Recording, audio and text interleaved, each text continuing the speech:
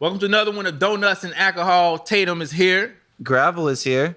And we got a special guest. We got Santino Corleon in the building. Sir, What's going on with you, man? Chilling, man. You already know. Nice. In nice. here. No, I don't do the drama. No, I don't do the drama. Baby, I ain't got no kids. Baby, I ain't got no kids. And I don't want no baby mama. I'm just out here living.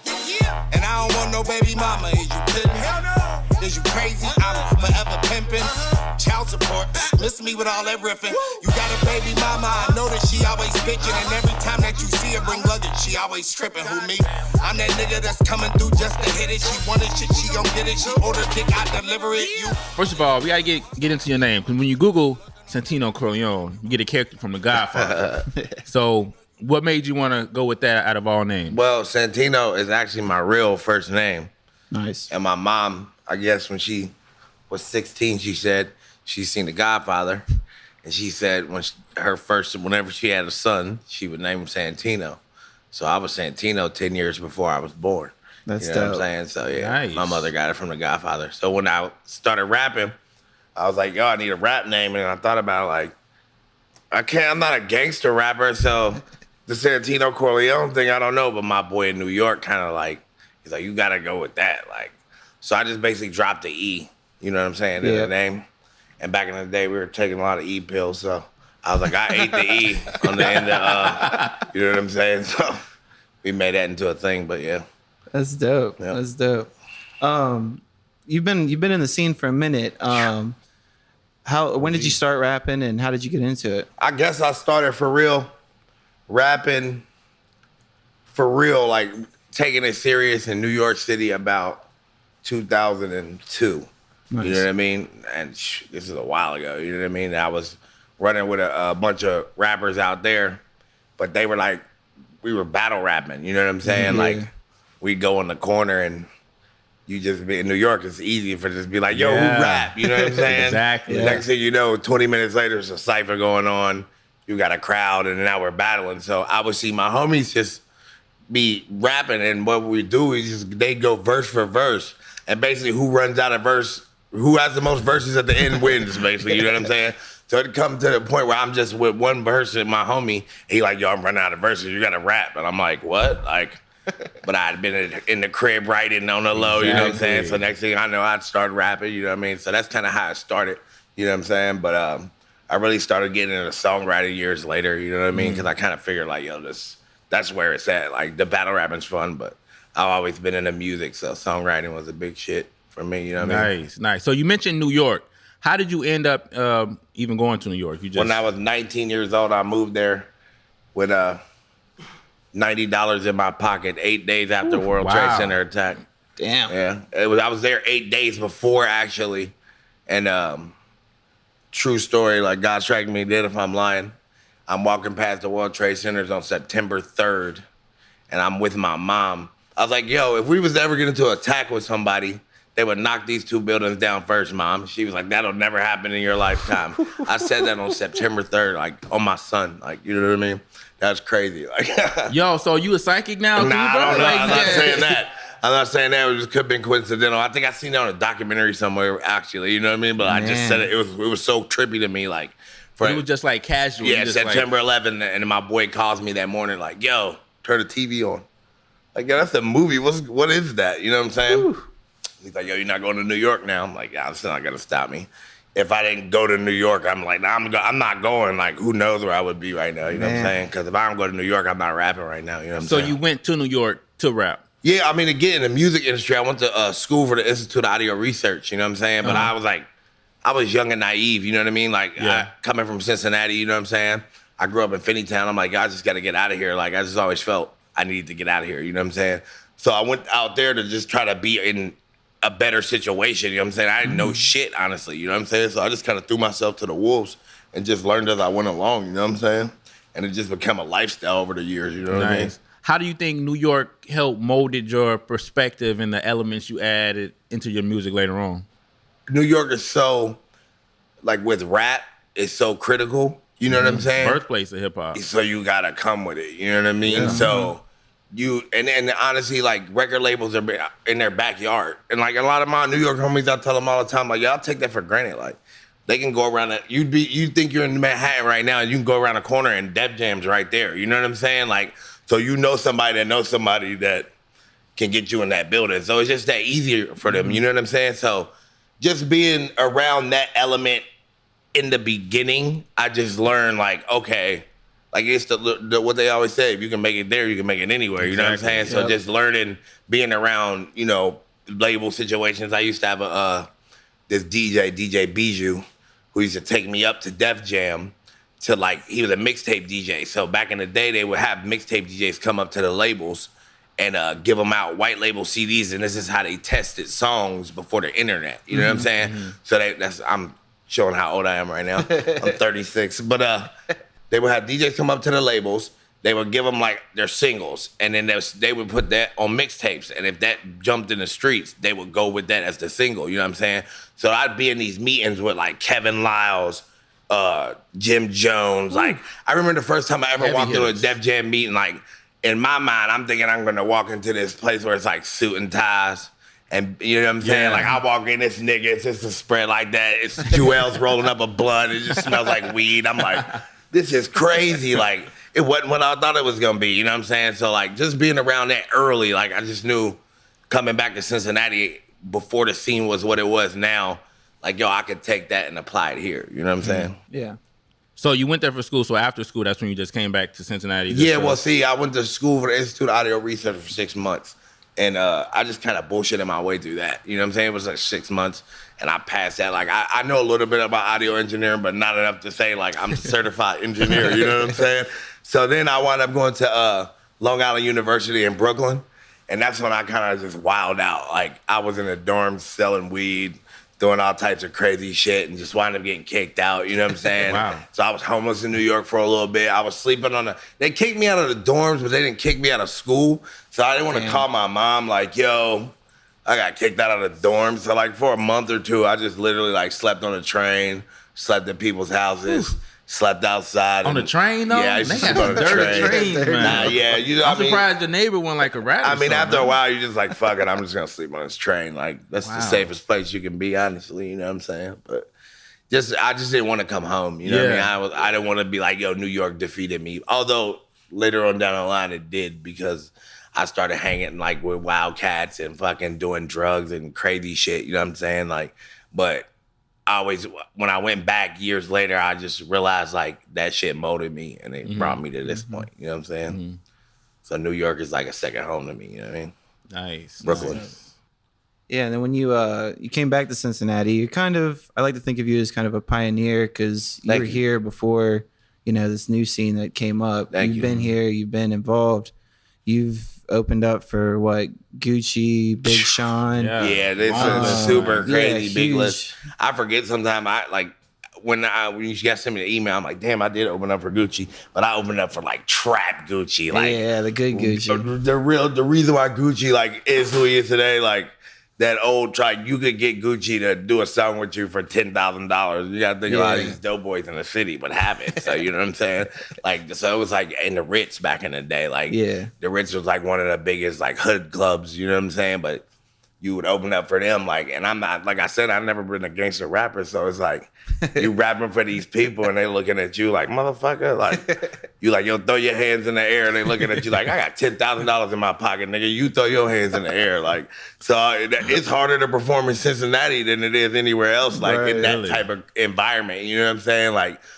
How do you think, since you've been here for a minute, as far as like you've observed the Cincinnati scene, how do you think it's changed since you first started to where it is now? Do you think it's evolved, or do you think it's some things some artists need to work on, or? Well, Gravel said I'm a pioneer. Like, that's crazy, like, because it's a lot of cats before me. Like, but you know what I mean? Oh, yeah, for sure. Like, Showtime, K Rowley, Cross, Tonka, like that was kind of like the generation before me, and they had like Radio Love, and this is back in the day where like you had like one video, like you know what I'm saying, and it would probably cost you $5,000 for that video, you know what I mean? Like so all those cats had videos and shit like that. So those cats kind of gave me, you know, a path to follow, you know what I mean? And I always show them love too, and like yo, because it kind of excuse me, with me. Like I said, with the internet, I kind of got the beginning of that. You know what I'm saying? This is like MySpace days where I would be in Cincinnati and people would be like, I'd be out and renting people like, hey, you're on my MySpace. And I'm like, yo, this is crazy. You know what I mean? Like, I need to put music on here. You know what I'm saying? So, but anyways, I was signed to this local label, Natty Boy Records. And that's when I really started being in the studio a lot and really kind of honing my songwriting skills. You know what I'm saying? And I started gathering all this music up, and this is around the time in the city, a lot of people was doing ecstasy, and they called it Sal. So do the Sal. Yeah, dude, that's where Cross exactly. Like, so I kind of had this idea to call this mixtape South City. So that was my first little mixtape, and I would go to like fucking Micro Center and shit like that, and buy hella CDs. And literally just write Santino Corleon, South City, and put my number on them and burn them up individually. And like, matter of fact, a year ago, somebody was like, yo, and took a picture. I got the picture somewhere. He's like, yo, I still got a CD. Wow. I'm like, get the fuck out of here, man. Like, this number's on there and everything. I'm like, it's not the same number, obviously, but I'm like, yo, that's crazy. That was probably 10 years ago. You know what I mean? So, wow. So that's my little first mixtape. It kind of started. And then for my next one, I did, what was the next one?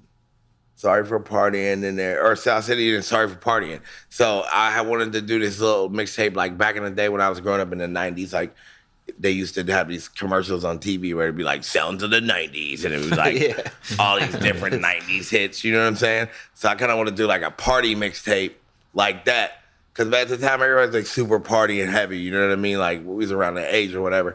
So around the time I'm doing Sorry for Partying, my friend who's a DJ in Columbus, CJ Townsend, he's down here and we're kicking it. He's like, yeah, I got to DJ this festival. I was like, yo, you should let me MC your set. And I was just kind of bullshitting, playing, and he goes, all right. I'm like, yo, for real? He's like, yeah, come on. So he's like, meet me in Athens, like, and it's like a couple weeks from now. So I go to Athens, and it winds up being Seven Fest at the time. Like, you know what I'm saying? I don't even know what to expect. So I get there, and it's like 100 people, 200 people in this field at like noon, you know what I'm saying? And he's like, yeah, go ahead, get the mic. Like, so I'm just like bullshitting on the mic, kind of hosting at that point. By fucking 3 o'clock, I'm in front of 10,000 people. Like, that shit's throw your hands in the air, and they're like, ah. Like, I'm like, I didn't wake up and think that this was gonna happen today. You know what I'm saying? So, like, I just start like that. Little things just kind of started happening for me there. You know what I'm saying? It's like things kind of roll one end after another. So that's around the time I'm working with Self Diploma a lot. And they booked Mac Miller on his first tour. Yeah. So I wound up just rolling with him on a tour and just being around him. He was a kid. He was a kid. Like, he was really 18 years old. Like, I might have been like 28, 29 at the time. Like, so I'm like in the room, like, okay, whatever. Like, you know what I'm saying? I didn't even know who he was. You know what I mean? So, like, we kind of got cool off of that because I think he kind of realized, like, this dude ain't on my dick. You know what I'm saying? Like, I'm just chilling in the room. So, through that, DJ Clockwork, he DJ'd the shows on the tour. And next thing you know, Clock is their DJ. And, like, I kind of grew up with Clock, and Clock's been me. We came up in the scene together. So, anyways, Clock becomes Mac Miller's DJ. And then, like, Clock kind of called me one time. He was out on the tour with him. He's like, yo, Mac loves you, bro. He fucks with you. Like, that's dope. I'm like, well, all right, so what's up? Like, he's like, he's like, just come out to the shows. Like, you can come out. So I would just like go meet them in like Chicago or something, and I'd ride the bus with them everywhere. You know what I'm saying? So I kind of became their roadie. You know what I'm saying? Like, and I learned a lot from Mac, and Mac did a lot for me indirectly because the kids around here saw I was with Mac. And then they realized I was from here. You know what I'm saying? So I capitalized. Yeah, like I kind of capitalized. Like, people used to think I was signed the most dope. Like, or they'd be like, yo, when's Mac gonna put you on? Like Mac's chill. Like, that's not crazy. Like that. Yeah, like, that's the homie. You know what I'm saying? Right. So just touring with him, and at the same time, I'm opening for everybody they were bringing to the city. MGK, like I did the first Fountain Square shows. Yeah. They threw me on right before MGK. OG status, right there, OG man. status. Like, wow. I had an hour set. I'm like, what? An hour? And they told me that when I showed up. Like, an hour? What do you want me to start do? freestyling, right? Yeah, like I'm about to go acapella for 5,000 people. And a matter of fact, that was and after 7 Fest, I kind of jumped around in the story, but 8 Fest was like 2 weeks before Fountain Square. So I wound up meeting this kid, Dan Gotti, who was doing videos, and he's like, yo, I just took him everywhere with a camera, like, you know what I'm saying? So I'm starting to put all this stuff on YouTube and internet, and it's generating a lot of looks because I'm in front of 10, 20,000 people, you know what I'm saying? So I always told myself, like, you got to capitalize off that. Like, hell yeah. I can't be up on stage and come out of there with nothing, like not a picture or a video, you know what I'm saying? So around that time, that's when I really like realized, okay, now I need music videos, you know what I mean? And then that's when my music video career kind of started. And I think that's been the biggest thing. And out of anything in my career, it's been the videos. Like, and so the single you're pushing is No Baby Mama right now, right? And the video is out March 1st with the March 1st. album. Yep. You did that at Chuck E. Cheese, right? Yeah, me and Did Luna some clips at Chuck E. Cheese. Me and Luna. I know some people's looking at you like. Yeah, me and Luna went in there and shot that guerrilla style is what I call it. Like, we'll just show them with a camera, like, fuck it. Like, they're just gonna look at that. So, you know, I even got on one of the rides at one point, like, riding a thing, and like I was like, yo, they might think we're like crazy weird pedophiles or something. Getting it on camera. But I brought my son, like, and that's okay. really, You can bring a child. It's kind of okay. I brought my son with me because I didn't want to walk in like, and shit, they serve beer at Chuck E. Cheese, so it'd be lit anyway. You need beer dealing with kids, they do. Yeah, you do need beer. I understand. Yeah, and that's the thing with No Baby Mama. I had wrote that song obviously way before I had. Not way before, probably 3 months. So I think I jinxed myself when I wrote that song. Yeah, you did, bro. Yeah, so. And you supposed to be a psych. You should have seen that. Yeah, I think, but that's the thing. Like, I jinxed I knew it was coming and I wrote the song, you feel me, subconsciously. You know what I'm saying? Wow. Subconsciously. So, and me and my girlfriend joke about that all the time. When I had that song, I was like, dude, that song is awesome. I gotta use it. You know what I'm saying? And so I was like, I'm putting my son in the video. I'm gonna just make it work. So when I wrote the treatment out, I just kind of had in my head how I could use my son in the video. So what better way than Chuck E. Cheese, man? So you mentioned you going on tour with Talib Kweli. Yeah. I imagine you're gonna be doing. Oh yeah, we ain't talking about that. I'm gonna be doing therapy. Yeah, that's the. I'm. And I know you took a 2-year hiatus. Yeah. Why did you take a 2-year hiatus? I took a 2-year hiatus because I unscheduledly. I said unscheduledly because, like you said, I kind of think everything's been strategic over the years. Yeah. Like I was in LA at the time, and then I was in LA. I was living in LA, and I came back, and I got my girlfriend pregnant, basically. So then I kind of flipped out my head. So I'm like, what the fuck am I gonna do? Like, I'm 34 at the time, you know what I mean? Like, I done made it this far, no kid, and traveled the globe, basically. I'm like, what do I do? Like, because I'm not, in my mind, I'm not gonna be a fucking shitty father. I'm not just gonna abandon my responsibility, you know what I'm saying? Respect. So I had to figure out how to be a father, an artist, and how to make sure, take care of somebody else. Because I always been good at taking care of myself. Be selfish when you got you a know child. what I mean? Like, my mom always said, before I had my child, like, well, you can't complain because when you eat, your whole family eat. Meaning, like, I don't have to worry about feeding nobody else or taking care of nobody. You know what I'm saying? So I think I felt like I took full advantage of that time from not having a kid. You know what I'm saying? So I just kind of had to figure things out. You know what I'm saying? So that's really what that whole album is based off of, therapy, because that's the music I was recording at the time and during the time of the hiatus, like before a little bit prior to the hiatus and during it, you know what I'm saying? So then I just I didn't even have a title. And so then one day I was just sitting there like, yo, this is kind of like been the therapy for me over this last 2 years, you know what I'm saying? Like having a child and shit. So then I figured out I had to put the music, make it make sense and put the music together. So I went in on YouTube and I took clips off of The Sopranos of Tony Soprano sitting, because a lot of consensus of the show is him sitting with his therapist. You know what I'm saying? I found like perfect clips that kind of spoke to me, you know what I mean, about what I was going through either then or at the time, you know what I'm saying? So I made it tie in with the music. You know what I mean? You got Young Butter on here too. Yeah. How did that feature come about? Man, I'm a big fan of Young Butter, and over the years, like you said, I've been doing it for so long. I had never come across Butter's path like that. I had met everyone and done work with everyone. Like me and Butter had never crossed paths. And about 5 years ago, maybe, I got a random DM from Butter on Instagram.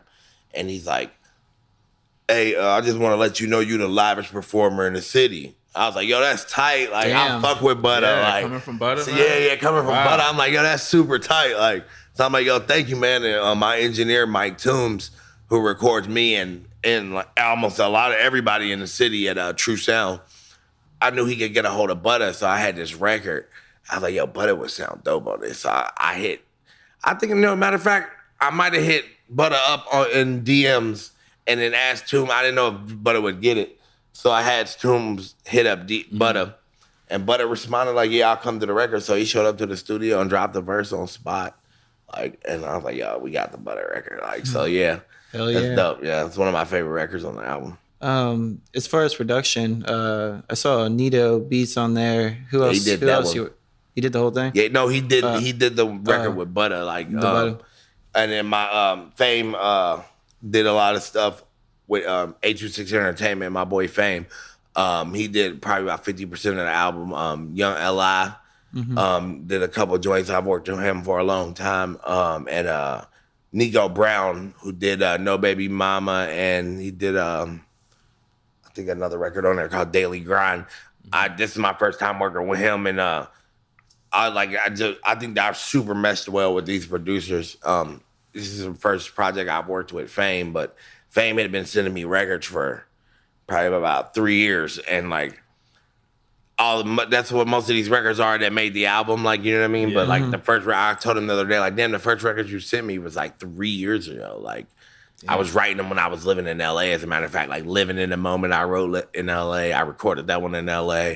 Like this whole album, I recorded it either in Cincinnati, LA, or Brooklyn. Wow. So yeah, over. Yeah. So it's like I'm different vibes and just different spaces in my head. You know what I'm saying? So. I want to plug your social media. That's right. We need your social media. Yeah, I'm at Santino Corleon. It's at Santino Corleon. Therapy drops March 1st. We got the No Baby Mama video dropping, directed by Lunar, co-directed by my man Stoop Video and myself. We're basically gonna be dropping a video a month for like the next 6 months. Nice. So yeah, we're about to turn back up. Like I figured, I'm on the cover of Double Sin magazine. Shout out to them. Shout out. Yeah, we back working, man. I figure if it's been 2 years, it's time to slap him back in the face with all this music and content. You know what I mean? And like I said, I'm going on tour March 24th with Talib Kweli. We're doing the East Coast leg of the tour, 7 dates. You know what I'm saying? So that's gonna be a fun experience. We're gonna get a lot of video content out of that because I'm taking Lunar with me there. Then we go to LA. Like 9 days after that, you know what I'm saying? We're gonna shoot a couple videos out there. One plan is to do a video for No Weed Clown, which is a song on the album. We're gonna shoot that and hopefully drop it on 420. That's the plan. So that'll be the next. 2018 going crazy for you, man. Yeah, already planned out. I can't wait to see all this. I got a kid now, so it's like, yo, make money. Yeah, no, I mean, it isn't even about making money. It's just like, yo, it's a new inspiration. You know what I'm saying? Like. He's in a No Baby Mama video, you know what I'm saying? I got my girlfriend's daughter also, and my nieces in the No Baby Mama video. So it's a family thing now, you know what I mean? Affair.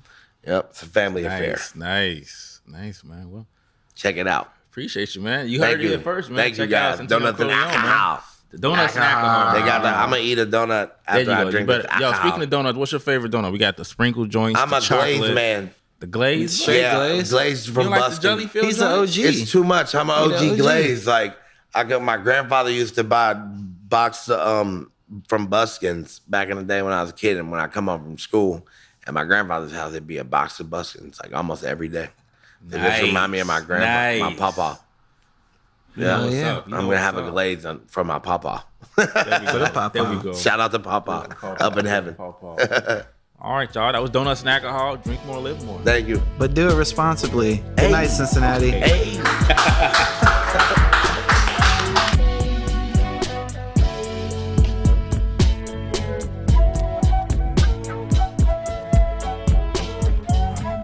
That was awesome.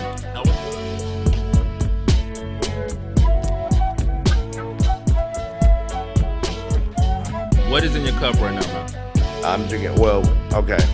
It's mimosas, but we added a splash of Ciroc. So what do we call that before? Cirmosas. Cirmosas? Yeah, so we on somebody need to send us a check.